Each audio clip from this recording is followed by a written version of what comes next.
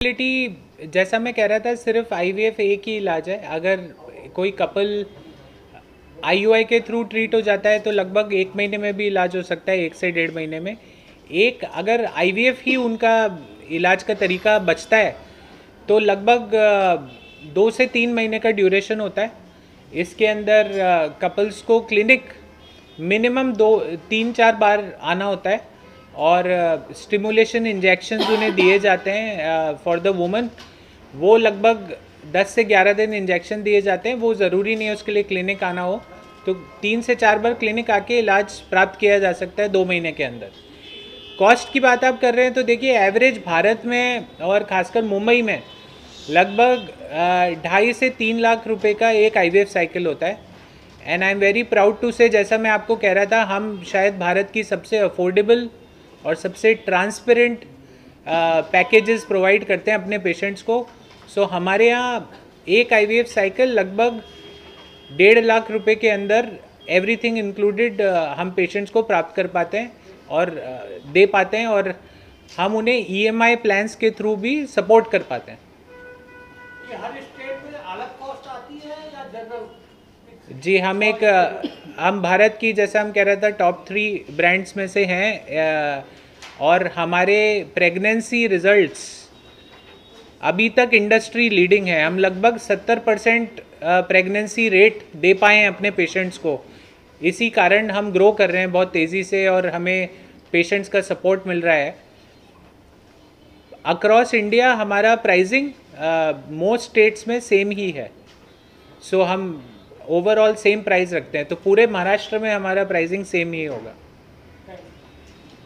ये जानना है आप लोगों से कि आईवीएफ जिसे आप लोग चलाते हैं, पिछले 10 सालों में अगर बात करें, 15 सालों में या 20 सालों में, क्या कुछ चेंजेस आया है इस इंडस्ट्री में, और उस बारे में अगर थोड़ा बता सकते, कितना ये लोगों की, क्योंकि ये सब थोड़ा डॉगमा टाइप का, पहले इतना लोग सोचते नहीं थे इस चीज़ों के बारे में, तो उस बारे में थोड़ा बताइए। तो मैं आपको थोड़ा अपने विचार बताता हूँ, फिर मैं डॉक्टर नवीना से रिक्वेस्ट करूँगा, वो भी आपको इसमें दूसरा पर्सपेक्टिव बता पाएंगी।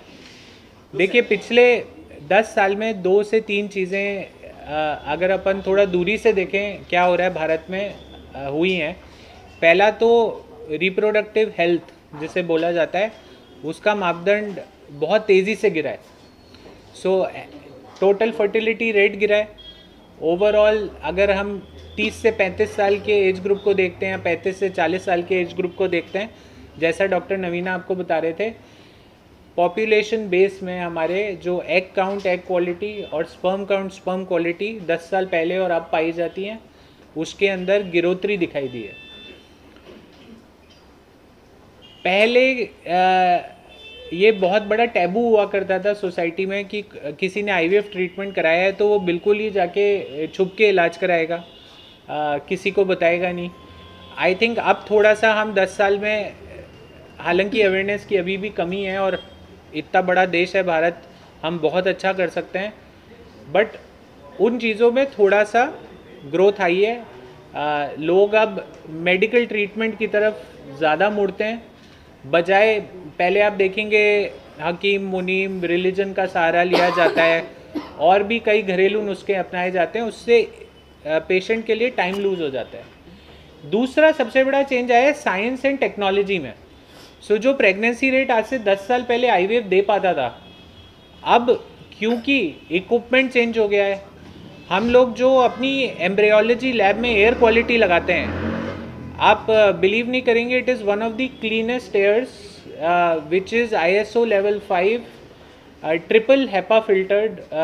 और अब एयर पोल्यूशन के कारण हर कोई फिल्ट्रेशन समझ गया है, तो मैं आपको बात समझा सकता हूँ। हमारा 3 लेयर्स ऑफ फिल्टरेशन होता है एयर जो आती है लैब के अंदर, जिसके अंदर एम्ब्रियोज प्रोड्यूस किए जाते हैं। इस सब टेक्नोलॉजी में बहुत बढ़ोतरी आई है एंड इसके कारण प्रेगनेंसी दर जो उसके अंदर भी रिजल्ट्स के अंदर पेशेंट्स के लिए बढ़ोतरी आई है। मैं इसमें एक ही चीज़ बस बताना चाहूँगी, अगर आप इसे 2 हिस्सों में विभाजित करें, पहला कि भाई केसेस में क्या बढ़ोतरी आई है और दूसरा कि ट्रीटमेंट में क्या इसमें अंतर आया है पिछले 10 साल में। केसेस जैसे अभिषेक बता रहे थे, हाँ, इनकी संख्या बहुत ज़्यादा बढ़ गई है उसके कारण अभी हमने जैसे समझे कि लाइफस्टाइल बहुत चेंज हुआ है, स्ट्रेस फैक्टर है, लोगों के शादी करने की उम्र में हमने देखा है कि अब लेट शादियां हो रही हैं, और बहुत सारे कंडीशंस लाइक पीसीओएस, एंडोमेट्रियोसिस और अंडों की संख्या में कमी आना, और पुरुषों के केसेस की मात्रा इनफर्टिलिटी की जो संख्या है उसमें भी काफ़ी बढ़ोतरी आई है। अगर हम केसेस के बारे में बात करें पिछले 10 साल में, तो जो इनफर्टिलिटी की संख्या थी, जो परसेंटेज था, उसमें बहुत कारणों से बढ़ोतरी आई। लेकिन अब ट्रीटमेंट की अगर हम बात करें तो ट्रीटमेंट में भी साइंस ने बहुत ज़्यादा इसमें सफलता प्राप्त करी है। पहले जो 10 साल जो ट्रीटमेंट पहले होता था, आज उससे हम कई ज़्यादा साइंस ने इस क्षेत्र में काफ़ी सफलता प्राप्त करी हुई है। पहले हम बेसिक आईवीएफ टेक्निक इस्तेमाल करते थे, उसके बाद इक्सी आया जो एक बहुत ही मददगार ट्रीटमेंट साबित हुआ उन कपल्स के लिए स्पेशली जिन्हें पुरुष रिलेटेड तकलीफ थी, जिनके शुक्राणु की संख्या बहुत कम थी, क्वालिटी कम थी। फिर हम आगे बढ़े, लेज़र असिस्टेड हैचिंग, ब्लास्टोसिस्ट, ये सब ट्रीटमेंट में एक एक करके हर एक बढ़ोतरी ही पाई जाएगी। आज हम उस लेवल पे साइंस बढ़ गया है जहाँ पे हम एआई के बारे में बात कर रहे हैं, जहाँ हम रेडियो फ्रिक्वेंसी टेस्टिंग के बारे में, आइडेंटिफिकेशन के बारे में बात कर रहे हैं, आरआई के बारे में बात कर रहे हैं। अगर आप साइंस ट्रीटमेंट में भी बात करें तो डेफिनेटली उसमें भी बहुत ज़्यादा बढ़ोतरी आई है। लेकिन अब हमें ये ध्यान देखना है कि हम इसका प्रिवेंशन भी करें, ना सिर्फ ट्रीटमेंट की तरफ भागें। तो ये तभी संभव होगा जब हम एकत्र होकर इसकी तरफ ध्यान देंगे। नॉर्मल जनता के हिसाब से एकदम बेसिक सोच से अगर देखा जाए या सोचा जाए तो एक नॉर्मल जो एज था पहले, जैसे कि 21-20 के साल में लड़की शादी करें, जो 28-29-30 तक हो गया, किस एज में एक लड़की को शादी करना चाहिए, एक लड़के को शादी करना चाहिए, और कैसे? ये क्वेश्चन बहुत ही गलत मैं बोलूँगी, इसको मैं सही तरीके से बोलना चाहूँगी, क्योंकि आप शादी के लिए आप किसी को नहीं बोल सकते, राइट। अगर मैं बोलूँ कि आप अपने रिप्रोडक्टिव हेल्थ के बारे में कब से इस चीज़ को थोड़ा सा सीरियसली लें, या इसके बारे में आप सतर्क हो जाएं और इसके बारे में आप जांचें शुरू कर दें, तो हर वो महिला, हर वो पुरुष जो 25 साल से ऊपर है और 35 तक है। आज आप लोग मीडिया से आपने तो पहले ही देखा होगा कि आज एग फ्रीजिंग के बारे में बहुत ज़्यादा चर्चाएं हो रही हैं। बहुत सारे डॉक्टर्स, बहुत सारे सेलिब्रिटीज़ आज सामने आके एग फ्रीजिंग के बारे में बहुत खुल के बात कर रहे हैं। ऐसा नहीं है कि एग फ्रीजिंग पहले नहीं होता था, पहले भी होता था, लेकिन लोग इसके बारे में बात कम करते थे। ये इतना एफोर्डेबल ट्रीटमेंट नहीं माना जाता था। पहले लोग सोचते थे कि सिर्फ जो काफ़ी ऊपर दर्जे के लोग हैं यही वो ट्रीटमेंट, इसका बेनिफिट उठा सकते हैं, इसका फ़ायदा उठा सकते हैं। लेकिन आज इसकी इतनी ज़्यादा ज़रूरत हो चुकी है। आप पूरे केसेस को देखें तो मैं हर वो महिला जो 25 साल के ऊपर है उनसे ये रिक्वेस्ट करूँगी कि वो अपने रिप्रोडक्टिव हेल्थ की जांच करें। हर पुरुष को अपना एक सीमेन एनालिसिस चेक कर लेना चाहिए। अगर उनकी रिपोर्टों में नॉर्मल चीज़ें रिपोर्ट हो रही हैं तो अपने डॉक्टर से, अपने रिप्रोडक्टिव कंसल्टेंट से अपने खान पीन, अपने लाइफस्टाइल के बारे में चर्चा करें। इसे कैसे आगे आप मेंटेन करें उसके बारे में बात करें। लेकिन मान लीजिए कि रिपोर्ट में कुछ ऐसी जानकारी प्राप्त हुई जो आपके लिए अलर्ट है, जो बहुत चेताने वाली बात है, तब आपको एक सही समय पे ट्रीटमेंट करने का मौका मिलता है। ये हमेशा हमें ध्यान रखना है कि कोई भी चीज़ का सफलता दर उस ट्रीटमेंट को कब किया गया, किस समय किया गया, उस पर बहुत निर्धारित है। हम जितना इस चीज़ को लेट करते हैं, जब चीज़ों की रिपोर्ट्स काफ़ी ख़राब होते हैं, तो ये बहुत मानने वाली बात है कि उसकी सफलता दर में काफ़ी गिरावट आएगी। डॉक्टर नवीना जो कह रही है, मैं बस एक ही बात ऐड करूँगा उसमें। we also have introduced and announced a very comprehensive reproductive health screening program, जिसमें हम सारे कपल्स जो अभी फैमिली प्लानिंग के बारे में सोच भी नहीं रहे या उन्हें कोई इनफर्टिलिटी का इशू नहीं है, उनके लिए भी ये मौका देते हैं और ये जागरूकता बनाने की कोशिश कर रहे हैं कि आप आइए और अपना रिप्रोडक्टिव हेल्थ असेस कराइए। बस इतना काफ़ी है। और शहरों में, गांव में क्या अभी भी फर्क है? जैसे हमेशा से होता है, क्योंकि शहरों का एक अलग लाइफस्टाइल होता है, तो उससे भी बहुत इम्पैक्ट लगता है आपको? जी, जितना डेटा पब्लिश किया गया है उसके अकॉर्डिंग इनफर्टिलिटी रेट या जो इंसिडेंस रेट बोलते हैं किसी भी कंडीशन की, वो ये कहा नहीं जा सकता कि शहरों में ज़्यादा है, गांवों में कम है, नॉर्थ में ज़्यादा है, साउथ में कम है। तो आई थिंक सब तरफ लगभग सिमिलर, जो मैंने 6 में से 1 कपल वाली बात आपको बताई, वो लगभग मोटे तौर पे भारत के अर्बन या रूरल हर क्षेत्र में पाई जा रही है और ये बढ़ ही रही है। डेटा कोई बता सकते हैं आप कितना और जनता या पॉपुलेशन इस तरह के प्रॉब्लम से अफेक्टेड है इंडिया में, कितना बढ़ सकता है 5-10 साल ऐसा कुछ? जी लगभग 3 करोड़ कपल्स एस्टिमेटेड है कि किसी ना किसी इनफर्टिलिटी प्रॉब्लम से आज के तारीख में गुजर रहे हैं। लगभग 3 लाख हर साल में कपल्स अपना IVF से इलाज कराते हैं। सो आप गैप देखेंगे वो 100 में से 1 कपल ही सामने आ रहा है। प्राइसिंग की बात करें तो कितना कस्टमर फ्रेंडली, सबसे बड़ा सवाल यही आता है। और आप शायद टॉप की IVF ऐसा है इंडिया में जिसमें आप शामिल है, सो आप उस चीज़ के बारे में दर्शकों को बता सकें जो जुड़ना चाहते हैं आपसे। जी IVF के बारे में बहुत सालों से ये माना गया है कि बहुत ही महंगा इलाज है। तो जो अपना मिडिल क्लास या लोअर मिडिल क्लास पेशेंट है जिसकी मानसिक आमदनी, घर की आमदनी मिला लूँ तो लगभग 30-40 हज़ार रुपये है, तो उसके अंदर वो पूरा घर अपना एक्सपेंडिचर निकालता है। वो सोचता है कि लगभग 2.5 से 3 लाख एवरेज इलाज की कॉस्ट मानी जाती है एक IVF साइकिल की। इसको देखने के 2 तरीके हैं। एक तो एक साइकिल में इलाज गारंटीड नहीं होता, तो आप किस क्लिनिक पे इलाज ले रहे हैं बहुत ज़रूरी है, जिससे आपकी प्रेगनेंसी रेट के चांसेस या सक्सेस के चांसेस हाईएस्ट हो। सो राइट क्लिनिक को चूज़ करना बहुत इंपॉर्टेंट डिसीजन है पेशेंट के लिए। और मैं बहुत I can very proudly say that we are industry leading in our pregnancy rates and you can see them hair.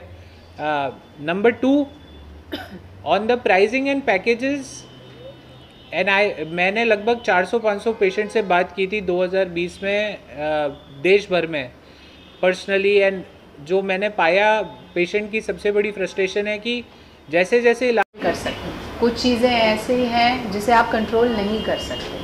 अगर हम अपने दर पे बात करें कि हम अपना क्या ऐसी चीज़ें हैं, जैसे खान पान, हमें कोशिश ये करनी है कि हम दिनचर्या में जितने भी प्रिजर्वेटिव पैकेट फूड जिसमें आपके जो भी प्रिजर्वेशन वाली चीज़ें हैं, इसे अवॉइड करें।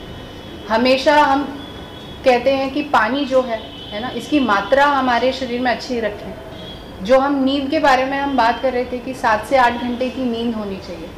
आज कोई ऐसा इंसान नहीं है जिसकी ज़िंदगी में स्ट्रेस नहीं है, बट उसे थोड़ा सा अपने मेडिटेशन, योगा, कुछ व्यायाम, आप दिन भर में अगर 30 मिनट का भी व्यायाम करते हैं तो ये भी बहुत ही सफलता के लिए आपके एक कहते हैं कि बहुत एक आगे का स्टेप हो जाता है। दूसरी, हमें ये ध्यान रखना है कि आप क्या जो खा रहे हैं, जो आप अल्कोहल, आज की जनरेशन में हमने इसे एक फैशन के रूप में देखा गया है कि भाई हम स्मोकिंग कर रहे हैं, हम अल्कोहल कंजम्पशन कर रहे हैं।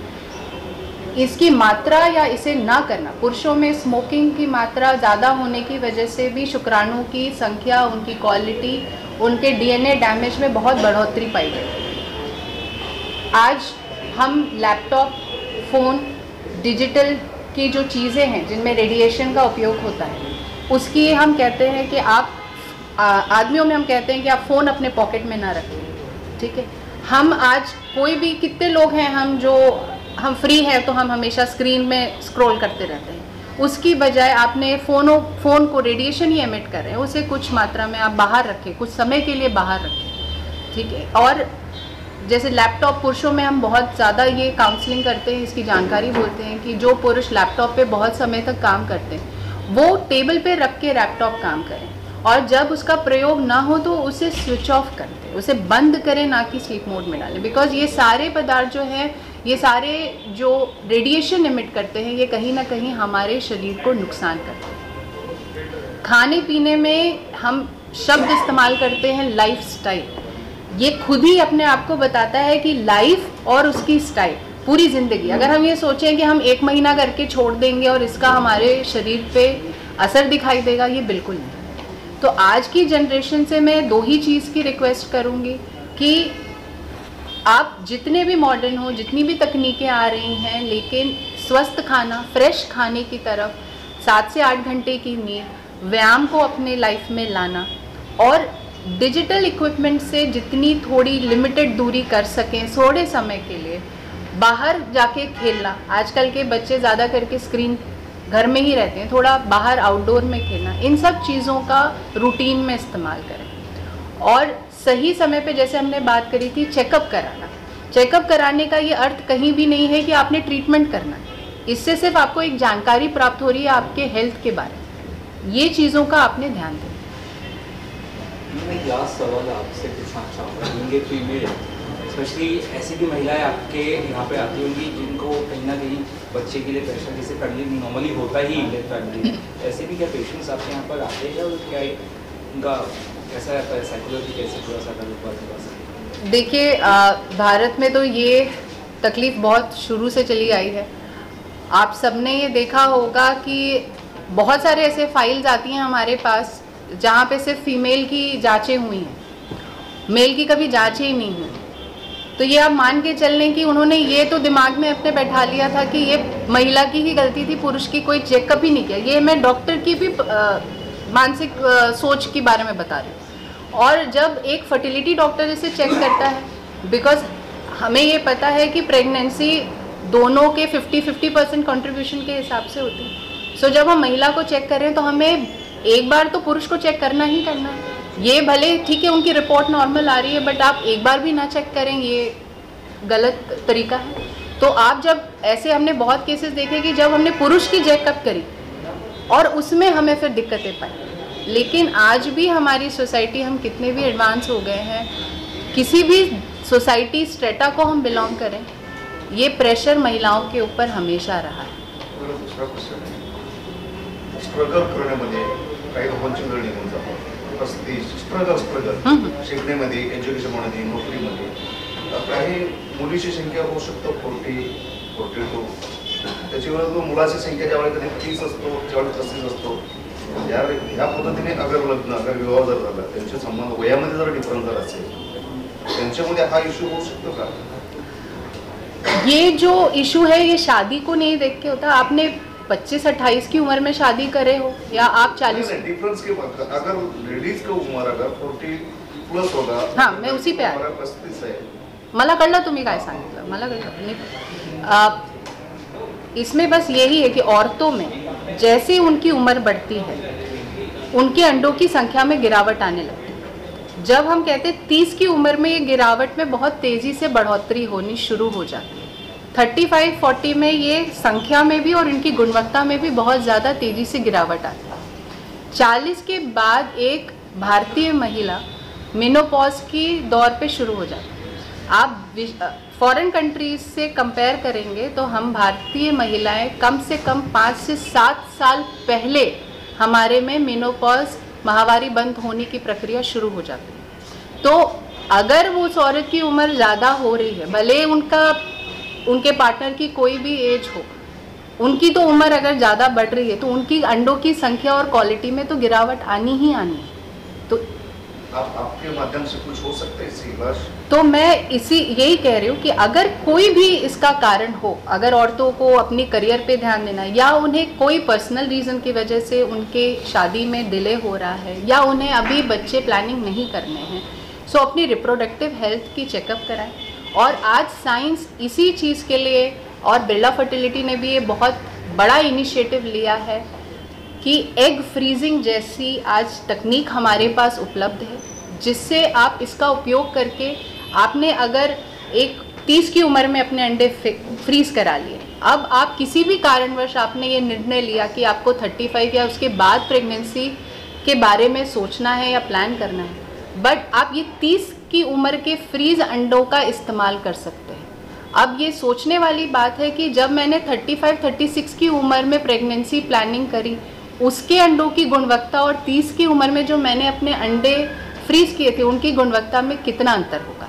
सो एग फ्रीजिंग के लिए इसीलिए हम आज की बच्चियों को आज कि महिलाओं को इस चीज़ के लिए हम बोल रहे हैं, इस चीज़ के लिए जागरूक करना चाह रहे हैं कि अपनी जांचें कराएं। और अगर उन्हें 1% भी इस चीज़ का डाउट है कि उन्हें अभी अपनी फैमिली प्लानिंग नहीं करी है, या आगे उन्हें पता नहीं कि वो शादी कब करना चाहते हैं या करियर की तरफ ध्यान देना है, तो ये एक एग फ्रीजिंग एक औरत के लिए इतना कहते हैं ना एम्पावरमेंट, उनके लिए एक बहुत बड़ा रिप्रोडक्टिव हेल्थ का एक बहुत बड़ा एम्पावरमेंट चीज़ है। इसका उन्हें बहुत बेनिफिट उठाना चाहिए।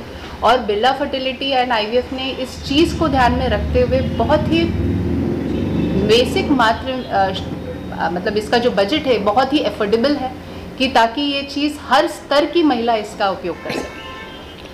देखिए, जो लगभग आज कोई भी यंग कपल, वर्किंग कपल या कोई भी महिला, अगर हम लोग बाहर खाना खाने भी जाते हैं तो जो खर्चा होता है लगभग 1600-1700 रुपये महीने के कॉस्ट पे एटलीस्ट 5 साल का, जो डॉक्टर नवीना बताती हैं, हमने फ्रीजिंग प्रोग्राम लॉन्च किया है जो अपने आप में इन इंडिया अनोखा है। इस प्राइस पे कभी भी ये सर्विस हमारी कम्युनिटीज़ को मिली नहीं है। और मैं एक ही चीज़ जोड़ना चाहूँगा डॉक्टर नवीना जो कह रही थी आपके क्वेश्चन के आंसर में सर, वो ये है एक फ्रीजिंग एक ऑप्शन है, दूसरा ऑप्शन ये है कि जैसे ही कपल को फील हो कि अब हम 6 महीने से ट्राई कर रहे हैं फॉर फैमिली, और अगर 6 महीने के अनप्रोटेक्टेड सेक्स के बाद भी अगर वो नहीं प्रेग्नेंट हो पा रहे हैं, सबसे पहले आके डॉक्टर से मिलें, उसमें फिर टाइम वेस्ट ना करें। क्योंकि आप सब जितना डॉक्टर साहब ने समझाया, आप यही देख रहे होंगे कि सारा खेल समय का है। तो जितना जल्दी उचित इलाज और कंसल्टेशन कराएं, उसका सल्यूशन टाइमली मिल जाएगा। सर, महाराष्ट्र में अपना मुंबई में कितना सेंटर है सर? अभी हमारा एक सेंटर है बॉम्बे में, अगले 12 से 18 महीने में लगभग 4 सेंटर हो जाएंगे। क्यों सर, उत्तर भारत साउथ के नाम के महाराष्ट्र का राजधानी, तो इसमें इतना लेट क्यों किया आपने? देखिए, अब कहीं तो शुरुआत करनी पड़ती है, तो हम लोग एज अ बिरला ग्रुप हम लोगों ने शुरुआत एक्चुअली कोलकाता से की थी। सो अगर आप देखेंगे तो हमने जितना हम नज़दीक के एरियाज़ में क्लिनिक बना पाए हम बनाते गए। और महाराष्ट्र में हम नागपुर पिछले साल चालू कर दिया था। बॉम्बे तक आते आते थोड़ी सी देर हो गई, बट अब हम बहुत तेज़ जाएंगे। सो अगले 2 साल में महाराष्ट्र में हमारे 7 से 8 क्लिनिक होंगे। Thank you sir.